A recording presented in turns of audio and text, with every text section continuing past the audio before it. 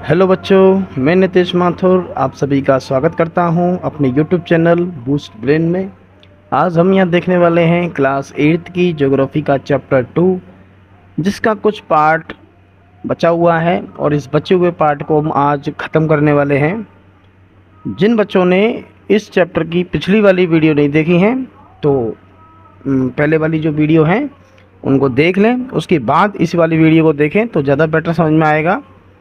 और सारी ही video playlist में डाली हुई हैं। तो आज हम शुरू करते हैं अपना नया topic, natural vegetation and wild life. Some school children were visiting an exhibition on handicrafts. The article in the exhibition were collected from different part of the country. तो यहाँ पर दिया हुआ है कि जो कुछ स्कूल के जो बच्चे हैं वो कहाँ जा रहे हैं, क्या देखने जा रहे हैं। तो वो एक प्रदर्शनी है, एक एग्जीबिशन लगा हुआ है जिसमें बहुत सारी हैंडीक्राफ्ट्स हैं, यानी कि जो हाथों से बनी हुई जो वस्तुएं होती हैं उनको वहाँ पर दिखाया जा रहा है, या वहाँ पर उनकी प्रदर्शनी लगी हुई है। और वो सारी जो वस्तुएं हैं वो इंडिया के डिफरेंट पार्ट से लाई गई हैं। Mona picked up a bag and exclaim. तो जो मोना है वो एक बैग उठाती है और बड़े ही एक्साइटेड होकर और उत्तेजित होकर और वो जोर से चिल्लाते हुए कहती है, this is a beautiful bag, this is a beautiful hand bag. यानी कि ये देखो कितना सुंदर जो है हैंड बैग है। Yes it is made from jute, the teacher said. तो टीचर कहती है हाँ ये बहुत ही ज़्यादा सुंदर है और ये जो बैग है वो जूट से बना हुआ है। Do you see those basket, lamp shade and chairs. तो टीचर आगे कहती हैं क्या तुमने वो बास्केट, लैम्प शेड और चेयर्स देखी। Those are made of cane and bamboos. और ये जो चीज़ें हैं ये सभी किससे बनी हैं, तो कैन और बम्बू से बनी हुई हैं, यानी कि बेंत और बांस की बनी हुई हैं। In the eastern and north eastern humid region of India bamboo grow in plenty. आगे टीचर कहती हैं कि जो इंडिया का नॉर्थन और नॉर्थ ईस्टर्न पार्ट है ना, वो जो एरिया है वो ह्यूमिड रीजन है और वहाँ पर जो है बांस बहुत ही ज़्यादा प्लेंटी में, यानी कि बहुत ज़्यादा बहुतायत में पाए जाते हैं या वहाँ पर अच्छे से ग्रो होते हैं। Jessie was excited to see a silk scarf. अब जैसी जो है वो बहुत ज़्यादा एक्साइटेड हो जाती है एक सिल्क स्कार्फ को देखकर, और वो कहती है सी दिस ब्यूटीफुल स्कार्फ, कि ये देखो स्कार्फ जो है, देखो किसको कितना सुंदर है, कितना ब्यूटीफुल स्कार्फ है। तो टीचर कहती हैं, The teacher exclaimed that silk is obtained from silkworm that are bred on mulberry trees। तो टीचर आगे एक्सप्लेन करती है कि हाँ कि जो सिल्क है वो कहाँ से प्राप्त होता है। तो जो सिल्क है वो हमें सिल्क वॉर्म से प्राप्त होता है जो कि मुलबेरी ट्रीज पर पाया जाता है। The children understood that plant provide us with many different product that we use in our day to day life. तो यहाँ पर जो बच्चे हैं वो एग्जीबिशन में जब जाते हैं तो वो देखते हैं कि तरह तरह की जो चीज़ें हैं वो किससे बनी हुई हैं। तो वो जो है प्लांट से या प्लांट से मिलने वाली जो वस्तुएं हैं उनसे मिलकर बनी हुई हैं। और बच्चे ये समझ जाते हैं कि जो प्लांट्स हैं वो बहुत ज़्यादा इंपॉर्टेंट हमारे लिए होते हैं। क्यों? क्योंकि हमारी जो डे टू डे लाइफ में जो चीज़ें काम आती हैं वो हमें कहाँ से मिलती हैं, तो पेड़ पौधों से मिलती हैं, यानी कि प्लांट से मिलती हैं। नेक्स्ट आगे देखते हैं, natural vegetation and wildlife exist only in the narrow zone of contact between the lithosphere, hydrosphere and atmosphere that we call biosphere। तो कहा जा रहा है कि जो नेचुरल वेजिटेशन है, यानी कि जो प्राकृतिक वनस्पति है या जो वाइल्ड लाइफ है, यानी कि जो वन्य जीवन है, ये कहाँ पर एग्जिस्ट करता है।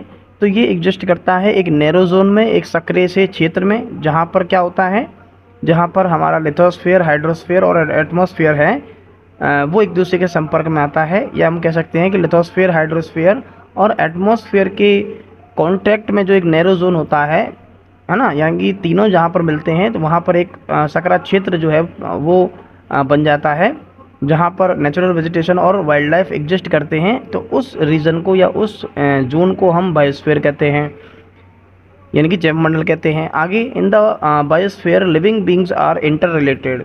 आगे बताया जा रहा है कि जो बायोस्फीयर है यहाँ पर सभी जो लिविंग बींग्स होती हैं वो आपस में एक दूसरे के ऊपर डिपेंड होती हैं, एक दूसरे से रिलेटेड होती हैं, है ना। और ये जो है इंटर रिलेशन हो गया या इंटर डिपेंड हो गया, तो एक दूसरे ये जो लिविंग थिंग्स हैं वो एक दूसरे के ऊपर इंटर रिलेटेड रहती हैं या इंटर डिपेंड रहती हैं। तो किस लिए रहती हैं भाई? फॉर सर्वाइवल, यानी कि अपने जीवन के लिए ये सभी जो लिविंग बींग्स हैं वो एक दूसरे के ऊपर निर्भर रहते हैं। दिस लाइफ सपोर्टिंग सिस्टम, और ये जो लाइफ को सपोर्ट करने वाला ये जो सिस्टम है, इसी सिस्टम को हम कहते हैं इकोसिस्टम, है ना, यानी कि पारितंत्र कहते हैं। Vegetation and wild life are one valuable resource. तो यहाँ बताया जा रहा है कि जो वेजिटेशन है और जो वाइल्ड लाइफ है वो एक हमारा क्या है, वैल्यूएबल रिसोर्स है, काफ़ी कीमती संसाधन है। Plants provide us with timber, give shelter to animals, produce oxygen we breathe, protect soil so essential for growing crops, act as shelter belts, help in shortage of underground water, give us fruits, nuts, latex, terpene oil, gum, medicinal plants, and also the paper that is so essential from your studies।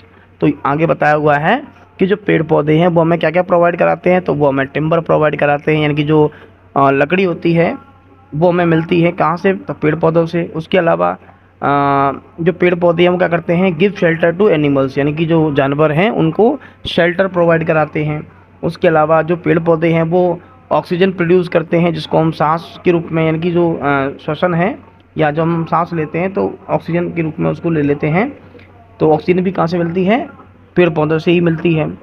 उसके अलावा है protect soil so essential for growing crops. अच्छा, जो पेड़ पौधे होते हैं ये क्या करते हैं भाई, हमारी जो मिट्टी है, हमारी जो सॉइल है उसको भी क्या करते हैं, एक तरह से बचाते हैं, जो कि फसल उगाने के लिए बहुत ही ज़्यादा असेंशियल है, बहुत ही ज़्यादा ज़रूरी है। अच्छा, अगला है एक्ट एज शेल्टर बेल्ट्स, है ना। तो हमने ये शेल्टर बेल्ट वाला तो देखा था, है ना, कि कोई भी फील्ड है या कोई भी एरिया है उसके चारों ओर हम बहुत सारे पेड़ लगा सकते हैं, और जिससे क्या होगा, हमारा जो सॉइल एरोजन है वो नहीं हो पाएगा, या जो भी सॉइल का डिग्रेडेशन है वो नहीं हो पाएगा। तो जो पेड़ पौधे हैं वो शेल्टर बेल्ट्स के रूप में भी क्या करते हैं, काम करते हैं। उसके अलावा है help in shortage of underground water, है ना।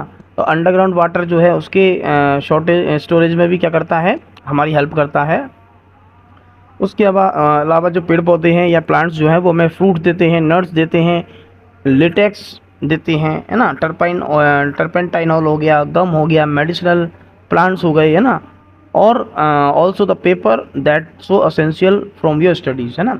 तो ये सारी चीज़ें हमें पेड़ पौधों से मिलती है ना। तो लेटेक्स क्या होता है ना, टर्पेंटाइन ऑयल क्या होता है, तो हम ये बता देते हैं कि जो लेटेक्स होता है वो एक तरह का दूध जैसा पदार्थ होता है जो पेड़ पौधों में से निकलता है, और ख़ासकर जो रबड़ का जो पेड़ होता है जिससे रबड़ बनाई जाती है तो वो लेटेक्स होता है, जो दूध जैसा पदार्थ निकलता है वो लेटेक्स होता है। टर्पेंटाइल ऑयल हो गया, तारपीन का तेल, है ना, और उसके अलावा गम हो गया, है ना, और मेडिसिनल प्लांट्स जो हो गए, यानी कि जैसे कि जिनसे मेडिसिन बनाई जाती है। और जो कागज़ है, जो पेपर है, वो भी कहाँ से किससे बनता है, तो पेड़ पौधों से ही बनता है, जो कि हमारी स्टडीज़ के लिए बहुत ही ज़्यादा इम्पोर्टेंट है। नेक्स्ट हम आगे देखते हैं, there are innumerable uses of plants and you can add some more, है ना। तो यहाँ पर कुछ यूजेस बताए हैं, और भी बहुत सारी यूजेस हैं जहाँ पर पेड़ पौधे हमारे काम आते हैं, तो इनको भी हम क्या कर सकते हैं, यहाँ पर ऐड कर सकते हैं। आगे दिया हुआ है wild life include animals, birds, insect as well as the aquatic life forms. तो जो वाइल्ड लाइफ है, वन्य जीवन जो है, इसमें काफ़ी सारे जो एनिमल्स हैं वो आ जाते हैं, बर्ड्स आ जाते हैं, इंसेक्ट जो कीड़े मकोड़े हैं वो आ जाते हैं, और साथ ही साथ जो एक्वाटिक जो एनिमल्स हैं, यानी कि जो जल में रहने वाले जो जानवर हैं वो भी इसमें आ जाते हैं। आगे लिखा हुआ है they provide us milk, meat, hides and wool. अब ये जो जानवर हैं, या कह सकते हैं कि जो वाइल्ड लाइफ है, इससे हमें क्या क्या मिलता है, तो मिल्क मिलता है, मीट मिलता है। उसके अलावा जो हाइड्स है, हाइड्स क्या होता है, तो हाइड्स कह सकते हैं जो जानवरों की जो खाल होती है, जो उनका चमड़ा जो होता है वो, है ना। उसके अलावा ऊन हमें जानवरों से मिलती है। अच्छा, कुछ इंसेक्ट्स जो हैं, कुछ कीड़े मकोड़े जैसे कि मधुमक्खी हो गई, ये हमें क्या प्रोवाइड कराती है, तो इंसेक्ट लाइक बीज प्रोवाइड अस हनी, तो ये हमें शहद प्रोवाइड कराती है। अच्छा, ये जो कीड़े मकोड़े हैं और क्या काम करते हैं, तो help in pollination of flowers and have an important role to play as decomposer in the ecosystem. तो ये जो कीड़े मकोड़े हैं वो पॉलिनेशन, यानी कि जो परागण की जो क्रिया होती है उसमें भी हेल्प करते हैं, और एक तरह से डिकम्पोजर का भी काम करते हैं ये इकोसिस्टम में, है ना। उसके अलावा आगे देखते हैं the bird feed on insect and act as a decomposer as well. देखो जो पक्षी हैं, यानी कि जो बर्ड्स होते हैं, वो भी कीड़े मकोड़ों को खाकर क्या करते हैं, डिकम्पोजर का काम करते हैं। उसके अलावा है vulture, Vulture, due to its ability to feed on dead livestock, is a scavenger and considered a vital cleanser of the environment। तो वल्चर की बात करते हैं तो वल्चर जो है ये वल्चर जो है वो क्या करता है, जो मरे हुए जो जानवर होते हैं जो मर जाते हैं उनको खाकर उनको क्या करते हैं, एनवायरनमेंट में से सफाई का काम करते हैं, इसलिए इनको स्कैवेंजर कहा जाता है या क्लींजर ऑफ एनवायरनमेंट भी कहा जाता है। सो एनिमल बिग और small all are integral to maintaining balance in the ecosystem. तो हमने देखा कि जानवर चाहे छोटे हों चाहे बड़े हों, वो किसी न किसी तरीके से क्या करते हैं, हमारा जो नेचर है उसको बैलेंस, उसका जो बैलेंस है उसको बनाने में हमारी सहायता करते हैं, यानी कि जो इकोसिस्टम है हमारा उसके बैलेंस को बनाए रखते हैं। नेक्स्ट हमारा टॉपिक है डिस्ट्रीब्यूशन ऑफ नेचुरल वेजिटेशन, यानी कि जो नेचुरल वेजिटेशन है उनका डिस्ट्रीब्यूशन जो है हम देखने वाले हैं कि कैसे कैसे उनका डिस्ट्रीब्यूशन पाया जाता है। The growth of vegetation depend primarily on temperature and moisture. तो देखो जो ग्रोथ है वेजिटेशन की वो डिपेंड करती है किसके ऊपर, टेम्परेचर के ऊपर और मॉइस्चर के ऊपर, यानी कि जो टेम्परेचर है वो अकॉर्डिंग टू प्लांट्स होना चाहिए और जो मॉइस्चर है वो भी पेड़ पौधों के हिसाब से होनी चाहिए, तभी वहाँ पर हमें बहुत सारी वनस्पति या बहुत सारी वेजिटेशन देखने को मिलती है। तो हम कह सकते हैं कि जो वेजिटेशन की जो ग्रोथ है वो मेनली किस पर डिपेंड करती है, तो जो वेजिटेशन की जो ग्रोथ है वो मेनली टेम्परेचर और जो मॉइस्चर है उस पर डिपेंड करती है। आगे हम देखते हैं the major vegetation type of the world are grouped as forest, grassland, scrubs and tundra. तो जो वेजिटेशन है ना, या वेजिटेशन का जो टाइप है वर्ल्ड के अंदर, तो वो किस किस रूप में पाए जाते हैं, तो फॉरेस्ट के रूप में पाया जाता है, ग्रासलैंड के रूप में पाए जाते हैं, स्कर्ब्स यानी कि गुल्म के रूप में पाए जाते हैं, और टुंड्रा वनस्पति के रूप में पाए जाते हैं। In areas of heavy rainfall huge trees में थ्राइव। तो ऐसे एरिया जहाँ पर हैवी रेनफॉल होता है यानी कि बरसात बहुत ज़्यादा होती है, वहाँ पर हम देख सकते हैं कि बड़े बड़े जो पेड़ होते हैं वो हमें देखने को मिलते हैं। The forest are thus associated with the areas having abundant water supply. तो हम कह सकते हैं कि जो फॉरेस्ट एरिया होते हैं वो इस तरह से किससे रिलेटेड होते हैं भाई, तो जो वाटर सप्लाई है उससे रिलेटेड होते हैं। तो जहाँ पर पर्याप्त मात्रा में रेनफॉल होता है या कह सकते हैं कि अच्छी मात्रा में रेनफॉल होता है, वहाँ पर हमें जो पेड़ पौधे हैं वो घने देखने को मिलते हैं और काफ़ी बड़े बड़े पेड़ जो है देखने को मिलते हैं। नेक्स्ट देखते हैं as the amount of moisture decreases the size of trees and their density reduces. आगे बताया जा रहा है कि जैसे जैसे मॉइस्चर जो है वो कम होता जाता है वैसे वैसे पेड़ों का साइज और उनकी जो डेंसिटी है वो कम होती चली जाती है। Short stunted trees and grasses grow in the region of moderate rainfall, forming the grassland of the world। तो वर्ल्ड में कुछ एरियाज़ ऐसे भी हैं जहाँ पर मॉडरेट रेनफॉल होती है, यानी कि ना ज़्यादा होती है ना कम होती है। तो मॉडरेट रेनफॉल वाले जो एरिया हैं वहाँ पर हमको कैसी जो वनस्पतियाँ देखने को मिलती हैं, तो शॉर्ट स्टंटेड ट्रीज़ मिलते हैं, यानी कि छोटी हाइट वाले पेड़ पौधे मिलते हैं, और घास भी वहाँ पर हमें देखने को मिलती है जो कि ग्रासलैंड का काम करती है, यानी कि जो इस तरह की जो वनस्पति है उसको हम ग्रासलैंड कहते हैं। आगे हम देखते हैं thorny shrubs and scrubs grow in the dry areas of low rainfall. अब ऐसे एरिया जहाँ पर रेनफॉल काफ़ी कम होती है वहाँ पर हमें कटीली झाड़ियाँ जो है ज़्यादा देखने को मिलती हैं। और आगे देखते हैं in such areas plant have deep roots and leaves with thorny and waxy surface, reduce loss of moisture through transpiration. अब ये जो ड्राई एरियाज़ होते हैं जहाँ पर रेनफॉल काफ़ी कम होता है, तो यहाँ पर जो वनस्पति पाई जाती है ना, तो उन वनस्पति की या उन पेड़ पौधों की जो जड़ें होती हैं वो काफ़ी गहरी होती हैं, और उनकी जो पत्तियाँ होती हैं वो थ्रॉनी होती हैं, कांटेदार होती हैं, और थोड़ी सी वैक्सी होती हैं, है ना। उनकी जो सरफेस होती है, उन पेड़ों की पत्तियों की जो सरफेस होती है थोड़ी सी वैक्सी होती है, और उसमें थोड़ी बहुत थ्रॉन्स भी लगे होते हैं, यानी कि कांटे लगे होते हैं। अच्छा, ये सब क्यों होता है, तो ये सब इस तरह की जो पत्तियाँ होती हैं वो मॉइस्चर के लॉस को कम करने के लिए, यानी कि जो वहाँ पर जो एरिया है जहाँ पर गर्मी बहुत ज़्यादा पड़ती है या ड्राई रीजन है, तो वहाँ पर हीट बहुत ज़्यादा रहती है, टेम्परेचर बहुत ज़्यादा रहता है। तो ऐसे में जो पेड़ पौधे हैं उनके अंदर से क्या होगा, वाटर जो लॉस हो जाता है, तो उस लॉस को कम करने के लिए इस तरह की पत्तियाँ वहाँ के पेड़ पौधों में पाई जाती हैं। आगे बात करते हैं tundra vegetation of cold polar region comprise of masses and lichens. तो टुंड्रा वेजिटेशन जो है जो कि कहाँ पाई जाती है, पोलर रीजन्स पर पाई जाती है। तो इनमें क्या क्या है, तो एक तो मॉसेज है और लाइकेंस है, ये इसमें शामिल है। Today there are many more people in the world that than there were 2 centuries back, है ना। तो बताया जा रहा है कि today there are many more people in the world, है ना। तो आज अगर हम वर्ल्ड की पॉपुलेशन को देखें तो आज वर्ल्ड की पॉपुलेशन बहुत ज़्यादा है, किससे, then there were 2 centuries back. तो हम बात करें 2 centuries बैक की, यानी कि 200 साल पहले की जो जनसंख्या थी, उस जनसंख्या से आज अगर कंपेयर करते हैं तो आज की जनसंख्या जो है वो काफ़ी ज़्यादा हो चुकी है। पहले की संख्या जो है, जनसंख्या जो है वो कम थी। आगे लिखा हुआ है, to feed the growing numbers large areas of forest have been cleared to grow crops. अब देखो, हम कहने का मतलब यही है कि जनसंख्या धीरे धीरे क्या हो गई है, बढ़ गई है। तो आज से 200 साल पहले जनसंख्या बहुत कम हुआ करती थी और आज जनसंख्या जो है बहुत ज़्यादा हो चुकी है। अब इतनी सारी जो जनसंख्या है उसका पेट भरने के लिए हमें क्या चाहिए, बहुत सारा खाना चाहिए। और खाना कहाँ से आता है, तो खेतों से आता है। तो वही आगे बताया गया है, to feed the growing numbers large areas of forest have been clear to grow crops. अब देखो क्या हो रहा है कि जनसंख्या जैसे बढ़ गई है तो जो खाने की जो डिमांड है वो भी बढ़ गई है। उसके लिए हमें बहुत सारी फसल उगानी पड़ेगी। और उस फसल को उगाने के लिए हमने कई सारे जो फॉरेस्ट हैं या बड़े बड़े जो एरियाज थे फॉरेस्ट के, उनको क्लियर कर दिया और वहाँ पर खेत बना लिए। Forest cover all over the world is vanishing rapidly. और आगे बताया जा रहा है कि वर्ल्ड के अंदर जितने भी फॉरेस्ट एरियाज थे वो तेज़ी से गायब हो रहे हैं। क्यों? क्योंकि उनको काट कर खेत बना दिए जा रहे हैं, फील्ड्स बना दिए जा रहे हैं।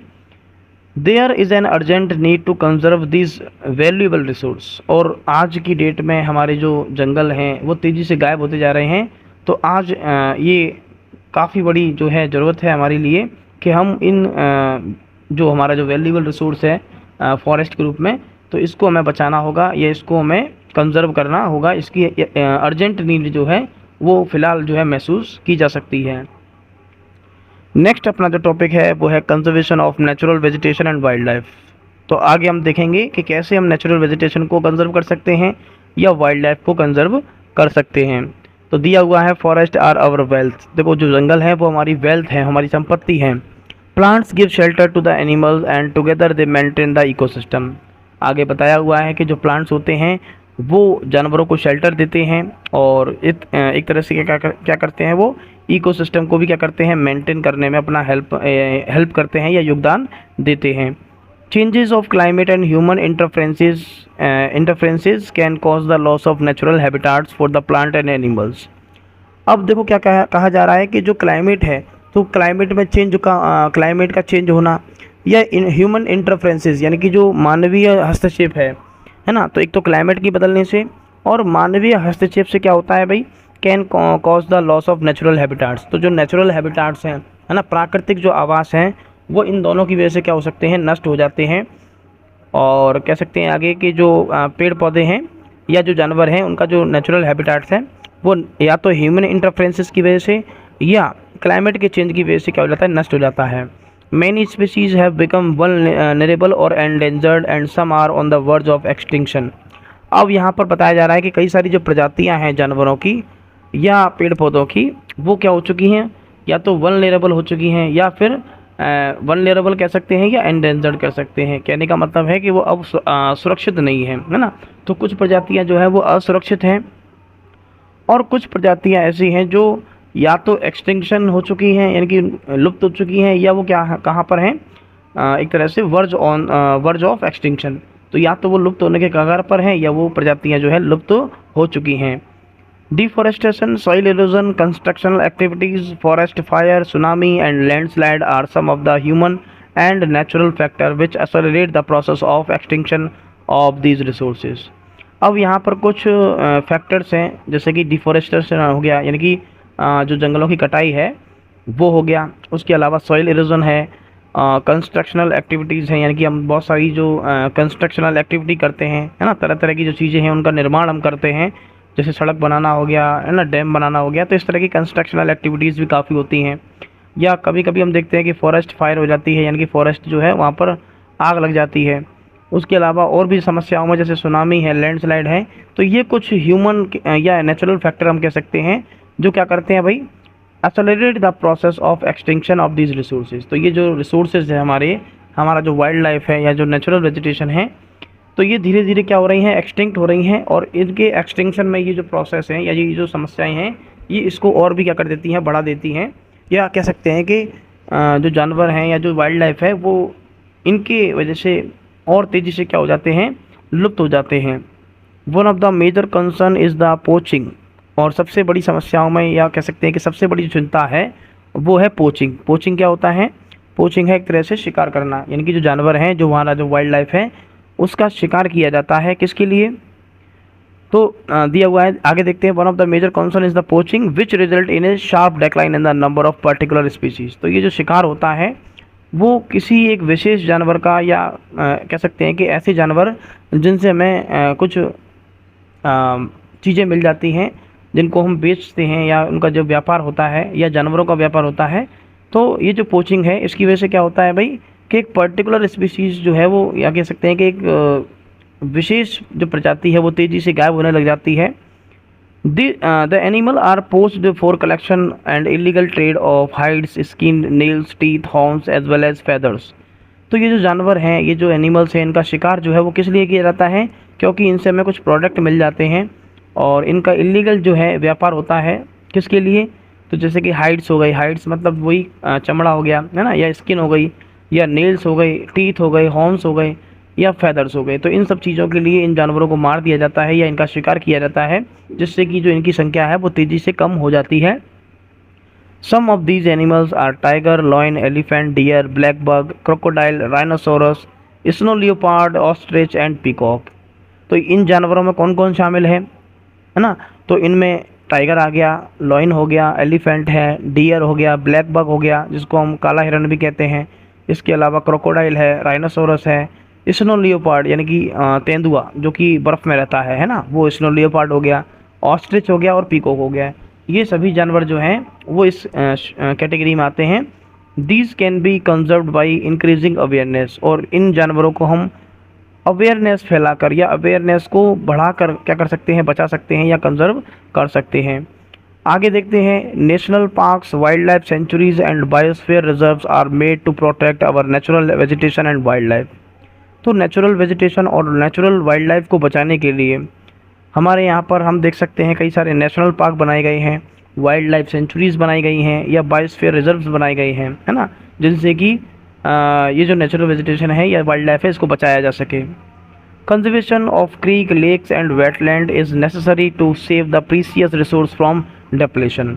इसके अलावा और क्या है, तो जो क्रीक्स हैं, लेक्स हैं, या जो वेटलैंड्स हैं, है ना, इनको भी बचाना या इनका भी जो कंजर्वेशन है वो बहुत ही ज़्यादा नेसेसरी है, जिससे कि हम क्या कर सकें कि ये जो रिसोर्सेज हैं हमारे, इनको इनका डिप्लेशन होने से बचाया जा सके।